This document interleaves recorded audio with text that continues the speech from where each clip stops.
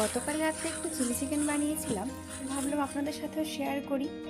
তো প্রথমে আমি এখানে চিকেনের মধ্যে আদা বাটা, রসুন বাটা, কাঁচা লঙ্কা বাটা, নুন, soya sauce, red chilli sauce ও কর্নফ্লাওয়ার ও একটি ডিম দিয়ে ভালোভাবে ম্যারিনেট করে রেখে দিয়েছিলাম।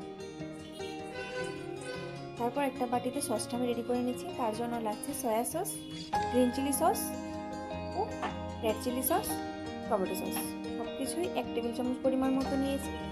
সামান্য পরিমাণ জল দিয়ে সসটা রেডি করে রেখে দেবো। এখানে আমি পেঁয়াজ আর ক্যাপসিকামটাকে কেটে নিয়েছি চোখো চোখো করে, আর পেঁয়াজের পাপড়িগুলো ছেড়ে নিয়েছি। তারপর চলে যাব চিকেনগুলো পকোড়া বানাতে।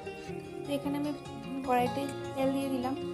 এবার একে একে চিকেনটাকে দিয়ে গ্যাসের ফ্লেমটা লো টু মিডিয়াম হিটে রেখে চিকেনগুলোকে পকোড়ার মতো করে ভেজে নেব। তারপর ওই কড়াই তেলের মধ্যে দিয়ে দেব আদা কুচি, রসুন কুচি, এগুলোকে একটু ভেজে নিয়ে দিয়ে দেবো কেটে রাখা পেঁয়াজ আর ক্যাপসিকামগুলোকে। এগুলোকে ভালোভাবে একটু নাড়িয়ে নেব। কয়েকটা কাঁচা লঙ্কা কুচি কুচি করে দিয়ে দেবো। তারপর দেবো সস, সসের পাটি দেবো, জলটাও দিয়ে দেবো। এবার সসটাকে কিছুক্ষণ কষিয়ে নেবো। তারপর দিয়ে দেবো চিকেনগুলো সসের সাথে ভালোভাবে কষিয়ে নিয়ে দিয়ে দেবো সামান্য পরিমাণ জল। জলটা ফুটে উঠলে তাতে দিয়ে দেবো নুন, তারপর দেব চিনি, সসের টেস্টটাকে ব্যালেন্স করার জন্য।